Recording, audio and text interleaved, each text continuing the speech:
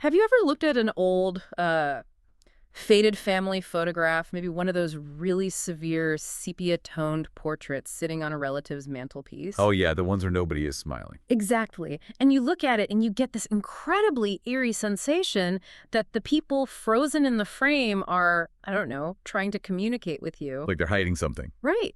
But what if they actually were?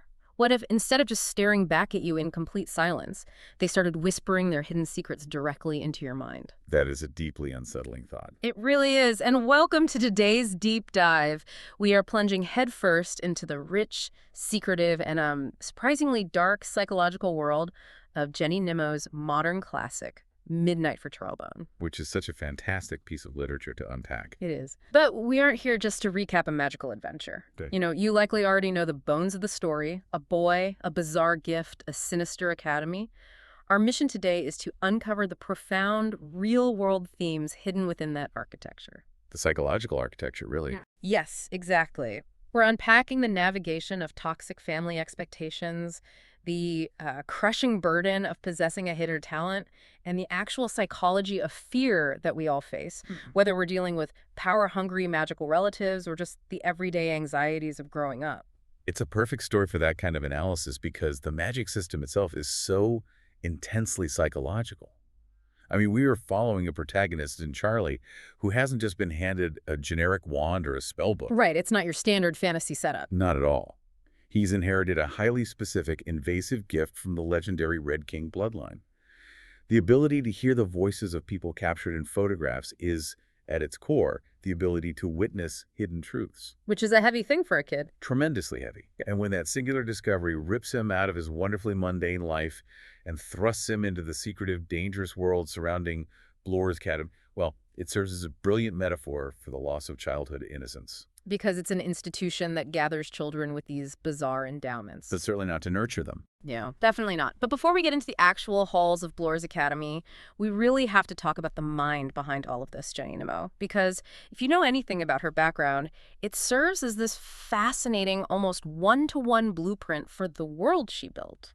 Her background is so crucial to understanding the text. It really is. She was born in Berkshire and spent her highly formative years educated in these incredibly strict boarding schools in Kent and Surrey. Which immediately explains the texture of Bloor's Academy. Oh, absolutely. The oppressive, rigid, almost suffocating environment of the academy didn't just come from thin air. It came from lived experience in the British boarding school system. Well, she rebelled against it, didn't she? She did. She didn't just internalize that rigidity, she transitioned into the arts. She became a drama student and an assistant stage manager at Theatre Southeast. She even spent time teaching English in Italy before going to work for the BBC as a director and adapter for Jackanory, their children's storytelling program. You can practically feel that theatrical background in the way she blocks her scenes. The world built around Charlie is highly atmospheric and tactile. You really feel the environments. You do. When you read about the rain-slicked cobblestones of Cathedral Close or the chaotic, claustrophobic energy of a house filled with magical artifacts, you are experiencing the vision of someone who spent years literally setting stages. And we have to mention where she lives now. She lives in this converted watermill in Wales with her artist husband running a seasonal art school. Which is so telling. I mean, Wales is a landscape entirely steeped in ancient myth, Arthurian legends, deep history. Living in a space where an ancient structure is repurposed for modern daily life is the perfect grounding for a narrative about ancient magical bloodlines seeping into the mundane reality of modern urban life. That's a great point. Okay, so let's unpack how that mundane reality shatters for Charlie, because the inciting incident of this story is executed so brilliantly. It starts so quietly. It does. It starts on a typical Thursday afternoon. We find Charlie just existing as an average, somewhat unremarkable kid. But he's drawn outside by the sight of smoke drifting through the sky. It's this incredibly subtle visual cue. Right, it's not a dragon or a lightning bolt, it's just smoke. But it signals to you, the reader, that chaos is brewing just over the horizon. The ordinary is quite literally about to go up in flames. And speaking of things going up in flames, we're immediately thrust into the wild family dynamic. The dueling grandmothers. Yes, the grandmothers are fascinating because they function almost as archetypes of maternal legacy. On one side, you have Grandma Jones. Who is lovely. She is. She represents the absolute mundane, the safe, the warm, the unconditionally loving. She's the anchor to the non-magical world. And on the other side, Grandma Bone. Precisely. Grandma Bone is critical, ominous, and deeply entrenched in the formidable U-beam lineage. The U-beams are defined by their dark, strange abilities and their absolute obsession with power. So Charlie's just stuck right in the middle. Yes. Exactly. The contrast between these two women establishes the central tension of Charlie's entire existence before the magic even fully manifests. He is caught in the middle of this tug-of-war, feeling profoundly ordinary and, frankly, relieved by his ordinariness. Which makes the moment of discovery so much more impactful. So he goes to the photo developer. He thinks he's picking up a picture of his best friend Benjamin Brown's dog, Runner Bean. A completely harmless, normal image. A completely harmless image. But there's been a mix-up. He gets the envelope, opens it, and finds himself staring at this gloomy photo of a man holding a baby. And that's when the awakening happens. The trigger. The trigger, yes. The voices start. The photograph comes alive in his mind, not as a hallucination, but as a visceral reality. And just to confirm to himself that he hasn't lost his mind, he later encounters a newspaper clipping with a photo of Manfred Bloor. The older boy who famously survived a fire. Right, and those strange voices resurface when he looks at Manfred's picture. The ordinary world is officially dead and gone. What's fascinating here is when you look at this through the lens of developmental psychology, specifically the psychologist Erik Erikson's stages of psychosocial development. It adds such a rich layer to the narrative. Break that down for us. So, Erikson posited that the fundamental crisis of adolescence is identity versus role confusion. Charlie's struggle in this opening act is a literalized, high-stakes manifestation of this exact crisis. Because he's grappling with his family background in real time. Exactly. The core question being asked here is a person entirely bound by their lineage, or can they carve out their own identity independent of the heavy, toxic legacy of their ancestors? So the expectation from Grandma Bone is that he absolutely must manifest a U-beam endowment. Yes. The expectation is the burden. The reality of his life up to that Thursday was that he was just an average boy. But when those voices start, the family's expectation suddenly becomes his reality. That dichotomy is a tremendously heavy psychological burden for an 11-year-old. It really is. His identity is no longer entirely his own. It has been claimed by the bloodline. That concept is so universally relatable. You know, if you are listening to this, ask yourself, how much of you is actually shaped by the expectations of your relatives? Most people don't even realize it. Right. We obviously aren't inheriting the ability to hear photographs, but we inherit massive, invisible expectations. You might come from a family of doctors, so the unspoken rule is you must go to med school. Or you come from a family of athletes. Exactly. And you feel like a profound failure if you prefer theater to the varsity team. Charlie is dealing with that exact same pressure cooker. It's just wrapped up in a supernatural package. And that pressure cooker absolutely explodes when the U-beam ants arrive for their official assessment. Oh, the assessment sequence. It is a masterclass in depicting toxic family dynamics and power imbalances. It is deeply uncomfortable to read. These formidable, terrifying great ants descend upon his house. They need to figure out exactly what his endowments are so they can process him and ship him off to Bloor Academy. And how do they treat this child? Like a servant. Charlie is forced to serve them soup in his own dining room while enduring their intense predatory scrutiny. And then they bring out the ancient family photographs. Because they know his trigger. They know exactly what will force his power out. And these photographs are so incredibly old, holding so much trapped, chaotic energy that the noise they produce in Charlie's head isn't just a whisper. It's described as cacophonous. It induces overwhelming physical agony. It is an incredibly aggressive intrusion into his mental space. The ants aren't gently guiding a child into a new phase of life. They are extracting proof of his worthiness by sheer force. They're demanding a performance. Yes, they are demanding that he perform his identity for them on command. It's a subjugation tactic. But Charlie pushes back, which is where the dynamic gets really complex.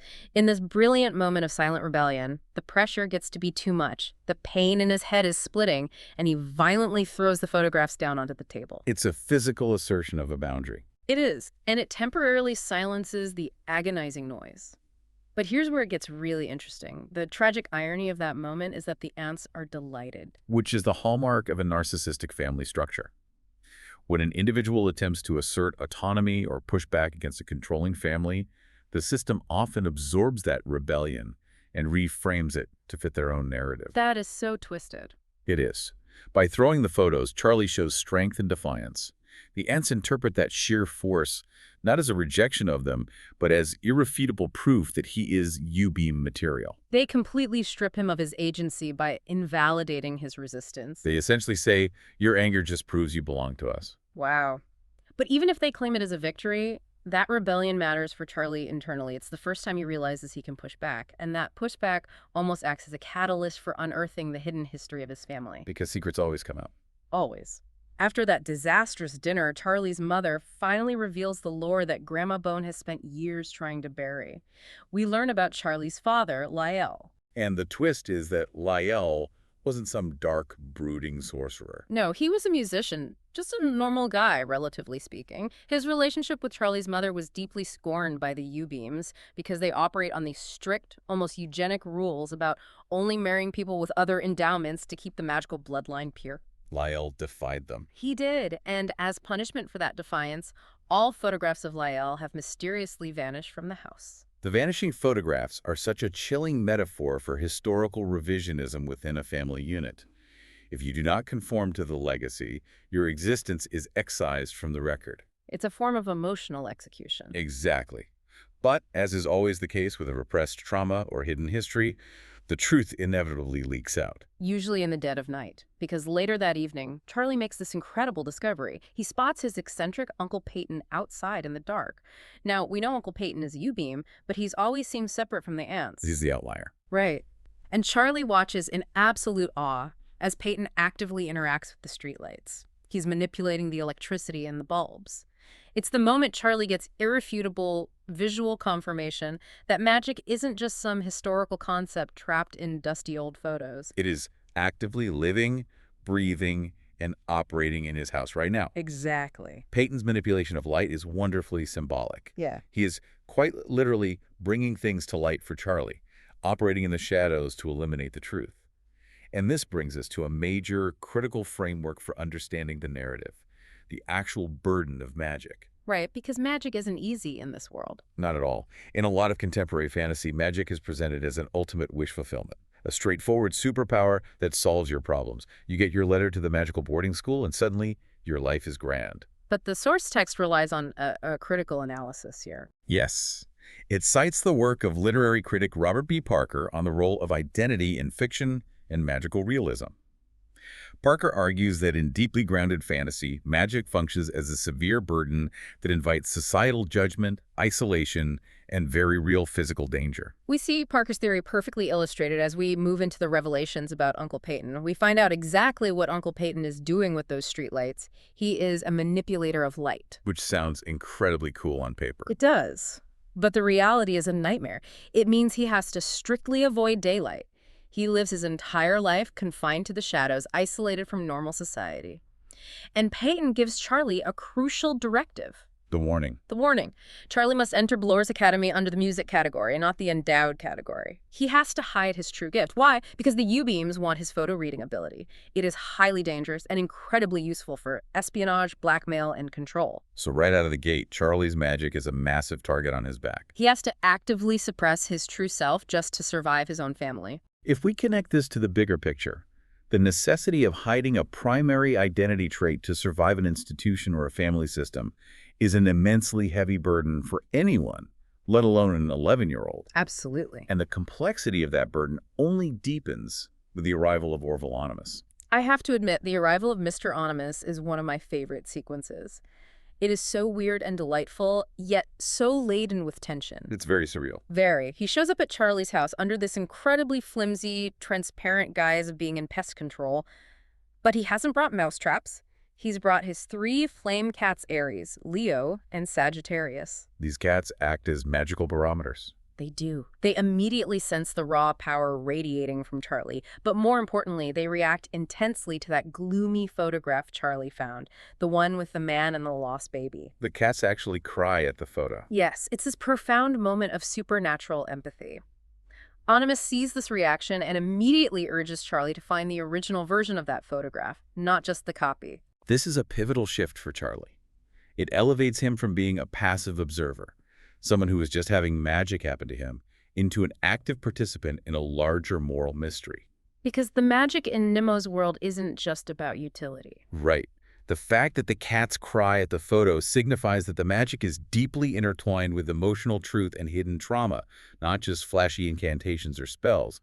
The magic responds to human grief. And that grief becomes very tangible when Charlie takes action. He follows the clues down to Cathedral Close to meet the person connected to the photo, a bookseller named Julia Ingledew. And Miss Ingledew reveals a massive, heartbreaking piece of the puzzle. She does. She reveals that the baby in the photograph is actually her sister's lost child. The palpable grief in that interaction grounds the magical quest in deep human stakes. She is so grateful to Charlie for taking on the burden of uncovering the truth that she gives him a gift. The robotic dog. Yes, a robotic dog crafted by her late brother-in-law. When you look at the exchange of a robotic dog as a reward, it isn't just a quirky fantasy trope. It reinforces Parker's theory on the implications of magical realism. How so? The juxtaposition of the deeply mundane or technological with the intensely magical is perfectly orchestrated. The reward is strange, but it is quickly overshadowed by the escalating danger. The juxtaposition is brilliant because let's look at what Charlie is balancing on a day-to-day basis. On one hand, you have incredibly normal, mundane kid problems. He is worrying about his friend Benjamin's birthday cake. Normal middle school stress. Totally normal. At home, Grandma Bone is throwing an absolute fit because there are dead mice in the house, which is highly ironic considering the recent pest control visit. And Charlie is utterly mortified because his mom bought him a new blue cape, and he is deeply embarrassed to wear it in public. It is pure, relatable agony. Pure agony. But layered right on top of that mundane reality is absolute life-threatening terror. Charlie ends up exchanging a photo of Runner being the real dog for a heavy, enigmatic black bag. And the tension skyrockets. Because they're being followed. Yes. As Charlie and Benjamin walk through the streets with this bag, they realize that they are being followed by a red-haired boy who is poorly disguised as an old man. It's incredibly creepy. Even Runner Bean can sense the malevolence. Not just from the stalker, but from the bag itself. As they walk, the bag starts making hollow, rhythmic knocking sounds from the inside. The knocking from within the briefcase is such a potent auditory manifestation of the burden of magic. It is a literal physical secret demanding to be let out, aggressively interrupting the safety of their ordinary walk home. Charlie can no longer separate his normal suburban life from the supernatural danger. The danger is quite literally in his hands, knocking to get out. And that physical danger out on the street mirrors the psychological danger lurking inside his own home. Things get very real very fast. They really do. Uncle Peyton pulls Charlie aside and relays a deeply personal story from his own childhood. Peyton has profound trauma associated with his magic. The light bulbs. Right. When he was young, he couldn't control his powers, and he accidentally shattered all the light bulbs around him, causing chaos. He knows exactly what happens when the U-Beam family realizes the extent of what you can do. His core advice to Charlie is chilling in its stark pragmatism. Keep your talents hidden. Do whatever you have to do to stay safe from the family. Because the U-Beams do not nurture talent, they exploit it. This internal family dynamic brings up a critical psychological analysis of the text. The source material references a landmark psychological study by researchers Cohen and Wills regarding social support, stress, and what is known as the buffering hypothesis. The buffering hypothesis. That's the idea that strong relationships protect us from the negative effects of stress. Right? Exactly that. Think of stress like a massive physical weight you have to carry. Cohen and Wills found that open, supportive communication acts like a buffer. It literally provides extra hands to help you carry that weight. And Charlie doesn't have those hands. No. When we apply their findings to Charlie's family, we see a textbook example of destructive, counterproductive family mechanics. The U-Beam family relies entirely on toxic secrecy, manipulation, and fear to maintain their control. They genuinely believe this iron-fisted secrecy makes them powerful. But it actually does the opposite. Exactly. The buffering hypothesis demonstrates the opposite. By forcing Charlie into a state of constant secrecy, paranoia, and isolation, the family is strapping extra weights onto an 11-year-old boy. They're actively weakening their own internal structure and alienating the very asset that they wish to control. That isolation is so evident in how Charlie has to navigate his own home. He is entirely alone. He has to find a hiding spot for a mysterious set of unmarked keys related to the knocking case. And I had to laugh because where does he hide them? The soccer shoe. It is the most relatable 11-year-old boy hiding spot imaginable. He stuffs them deep inside a smelly soccer shoe. It's a fantastic detail. It really is. I remember hiding things I didn't want my siblings to find inside old board game boxes or winter boots in the middle of summer. Yeah. You use the logic available to you. You work with what you have. Charlie knows Grandma Bone is endlessly suspicious and constantly snooping around his room, and he figures she would never stoop so low as to shove her hand into a sweaty athletic cleat. It's such a mundane, childish solution, but the stakes attached to those keys are literally life and death. That mundane hiding spot emphasizes the tragedy of his situation. Despite his profound magical lineage and the dark forces gathering around him, he's still relying on the immature logic of a child to navigate incredibly adult, dangerous situations. But the danger isn't easily hidden no matter how clever the hiding spot. The tension builds to a fever pitch in the house. The heavy black case suddenly goes missing. A knocking case. The knocking case is gone. Charlie is desperately searching the house, and he hears strange, unsettling noises coming from the dark, damp cellar. Now, anyone who has ever seen a horror movie knows you do not go into the dark cellar alone. But he goes anyway. He braves the dark. He creeps down the stairs, essentially blind, reaching out into the blackness. His hands feel a strange, ridged surface, and his fingers trace out the engraved name Tully 12 Bells. It's a chilling atmospheric discovery. Meanwhile, upstairs, his best friend Benjamin is desperately trying to run interference. Benjamin is frantically stalling Aunt Venetia at the front door so she doesn't catch Charlie in the cellar. The scene culminates with Aunt Venetia issuing a direct, thinly veiled threat toward Charlie's safety. This descent into the cellar is incredibly rich with psychological symbolism, is the classic literary archetype of confronting the unknown, venturing into the subconscious to unearth buried truths. Face your fears, essentially. Right.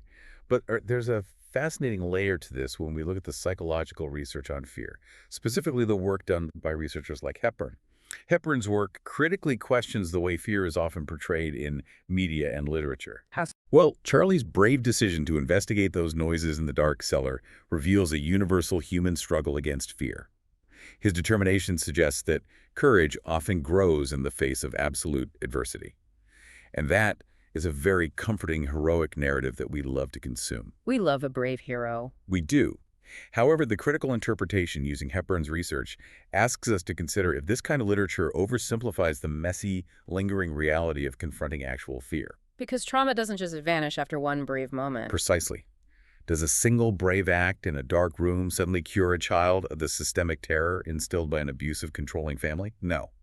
Hepburn's research suggests that real fear is complex, recurring, and leaves a lasting psychological imprint. It's an ongoing battle. It implies that the idealized moment-to-moment bravery presented in fiction might not fully capture the ongoing grinding toll this environment takes on a child like Charlie. That is a really heavy, vital thought. The bravery isn't a magical cure for the fear. It's just a mechanism for surviving that specific moment. And Charlie has to survive an onslaught of moments as the story progresses. A literal onslaught. That psychological toll you mentioned takes a very physical, exhausting form in the sheer weight of expectations placed on him regarding his academics. Because the abuse from Grandma Bone isn't just emotional or magical, it is academically relentless. The Bloor's preparatory file. Yes. To prepare him for Bloor's Academy, she forces him to sit down and complete over 500 grueling, mind-numbing questions from a massive Bloor's file. It is designed to exhaust him, to break his spirit and enforce compliance. It's systematic. Charlie desperately begs Uncle Peyton for help, but Peyton is completely distracted. He's maniacally writing this chaotic, sprawling history of the U-beams and their ancestor, the Red King. Peyton is lost in the ghosts of the past, while Charlie is actively drowning in the demands of the present. That academic pressure is a classic tool of institutional conditioning. Grandma Bone is intentionally breaking him down. She's conditioning him to accept the crushing workload, the impossible standards, and the rigid structure of Bloor's Academy before he even steps foot through the front doors. But thankfully, there is a glimmer of hope amidst all this conditioning. We are introduced to Fidelio Gunn. Oh, Fidelio's great. He's the best. Fidelio is a current student at Bloor's, and he's just an absolute breath of fresh air in this suffocating story. He is cheerful, vibrant, and he arrives with his violin. In a really beautiful, poignant twist, when they start playing music together, Charlie discovers that he actually does have a genuine, innate talent for music. It wasn't just a lie. No, it wasn't just a convenient cover story that Uncle Peyton invented to hide his photo reading gift. Music is a real, authentic part of who Charlie is. It provides him with a rare, desperate moment of pure joy and self-expression amidst all the darkness. It is psychologically crucial that his cover story turns out to have a basis in truth. It gives Charlie a small, protected piece of authentic identity that he can hold on to when he enters the deeply conformist academy. He's not just playing a part. Right. He isn't entirely a fraud hiding behind a lie. He is a musician. That authentic anchor is vital for his mental survival. But he can't just play the violin and forget the world because the larger mission solidifies terrifyingly fast. We cut back to Benjamin's house, where Mr. Onimus's flame cats are doing something incredible. They are creating a literal glowing circle of fire around that locked metal case in the basement. And Mr. Onimus reveals that the lock was sealed by someone named Dr. Tolly, which immediately ties back to the name Charlie felt engraved in the dark cellar. The pieces are coming together. And here, the ultimate stakes of the narrative are laid bare. Onimus tells Charlie his true mission. Inside that case, or deeply connected to it, is a stolen life. A life linked directly to the ancient bloodline of the Red King. Charlie has been chosen to rescue them. The stakes have dramatically escalated here, from mere personal survival to a profound moral obligation. Charlie is no longer just trying to hide his powers from his aunts. He is being explicitly called to use his unique position to rectify a historical wrong. And the enemies in this world are fully aware of him. Out on the cold city streets, Charlie has a chilling, violating encounter with Manfred Bloor, the older boy from the newspaper clipping. Manfred is terrifying. Manfred isn't just a schoolyard bully. He is deeply powerful and incredibly malicious. He stops Charlie and uses a terrifying, penetrating gaze to actually hypnotize him right there on the pavement. And this hypnosis does something violently intrusive to Charlie's mind. It forces an opening. It forcibly unlocks a deeply repressed memory. Suddenly, Charlie vividly, painfully remembers his father, Lyle, driving a car over the edge of a quarry. It is a devastating, traumatic revelation that Manfred purposefully weaponizes against him. The weaponization of memory by Manfred Bloor is a profound psychological violation. It signals to the reader, and to Charlie, that the adversaries in this world will not just attack him physically or academically, they will ruthlessly attack his psyche. They hit where it hurts the most. Yes, they will dig into his own unhealed wounds and use his repressed trauma against him to disorient, weaken, and ultimately control him. So you have a traumatized, exhausted, terrified 11-year-old boy who has just remembered his father's potential death. What does he have to do next? He has to go to his first day of school. He has to go to school. The narrative really crescendos with Charlie's arrival at Bloor's Academy, and it is absolute chaos from the moment he arrives. First, they have the logistical nightmare of getting the metal case inside the heavily guarded school. Which is a great sequence. Benjamin and Fidelio devise this great heist plan, and they manage to smuggle the heavy case through the front doors by hiding it inside Fidelio's oversized xylophone case. It's a wonderful moment of camaraderie. But once Charlie is actually inside the system, the reality of the school sets in. It is a nightmare. It is. He immediately faces severe, targeted bullying from an older student named Asa Pike. He is belittled and mocked by a condescending music teacher who entirely dismisses his actual talent. He does manage to make one new friend, a strange, pale, heavily monitored boy named Billy Raven, who is also an endowed student. But the day doesn't end well. No. The day ends in serious trouble when Charlie's blue cape, the very one he was so utterly embarrassed by earlier in the week, goes mysteriously missing. He gets into deep, immediate trouble with the imposing school authority figures over a uniform violation. This raises an important question about the setting itself. Bloor's Academy is clearly not functioning just as an educational school. From a critical standpoint, it represents a brutal, uncompromising system of institutional control. It's a prison, essentially. It is designed to monitor, catalog, and ultimately weaponize the children's endowments for the sole benefit of the ruling families, like the Bloors and the U-beams. The missing blue cape might seem like a minor, almost petty uniform infraction to a casual reader, but it is highly symbolic. Break down the symbolism there for us. Well, the uniform of any strict institution is meant to strip away individuality and enforce absolute conformity. When his cape goes missing, Charlie is punished not simply for losing a piece of fabric, but for failing to maintain the visual conformity demanded by the institution. He's stepping out of line. He's being punished for stepping out of line, even involuntarily. It is the systemic crushing of youth and individuality, masquerading under the guise of an elite, prestigious education. So what does this all mean? Zooming out from the cobblestones and the magic, what does this mean for us? We've covered a massive amount of ground today, from the empathy of magical cats to deep psychological theories on family trauma and institutional control. There's a lot to process. The overarching takeaway is that Midnight for Charlie Bone is brilliantly using the trappings of fantasy to explore very real, very grounded, and often very painful human struggles. Jenny Nimmo has provided us with a magical lens to examine what it's like to navigate toxic family expectations. Environments where your worth is conditional. Right, where your worth is tied entirely to what you can do for the family's legacy rather than who you actually are as a person. She explores the incredibly heavy burden of discovering you have unique talents that make you a target for exploitation. And she shows us the sheer, terrifying courage required to dig into the dark cellars of our own pasts to unearth the truth of our histories, no matter how painful the repressed memories might be. And bringing this directly back to you, the listener. While it is highly unlikely that you will ever hear voices speaking to you from an old photograph, or have the opportunity to summon flame cats to unlock a magical safe, we all deal with the core emotional issues Charlie faces. We really do. We all have metaphorical locked cases sitting in the basements of our minds. These are our deeply guarded family secrets. They are the unique talents or passions we keep hidden because we fear societal judgment or the disapproval of our relatives. They are the repressed personal histories that are waiting in the dark to be acknowledged, processed, and understood. The magic is fiction, but the emotions are real. Exactly. The magic in Nemo's book is fiction. But the immense emotional labor required to open those cases and confront the truth is entirely, undeniably real. I think that is the perfect way to frame it. And that brings us to our final thought for today's deep dive. We want to leave you with something lingering to ponder as you go about the rest of your day. Think about the things that make you uniquely, unapologetically you. Your own endowments, so to speak. Right. Maybe it's a strange hobby you've never shared, a hypersensitivity to other people's emotions that exhausts you, or a quiet, creative talent you've kept buried. If your unique quirks and talents were viewed not just as eccentric hobbies or burdens, but as an ancient, powerful endowment passed down through generations, a specific gift with a specific purpose, how would that change the way you view your own potential today? It changes everything. It really does. Are you bravely stepping into your power to uncover your own truth, or are you, like Charlie in his moments of fear, still hiding your own magic in a metaphorical soccer shoe? Keep that in mind next time you open a dusty photo album. Thanks for taking this deep dive with us. Keep questioning the ordinary.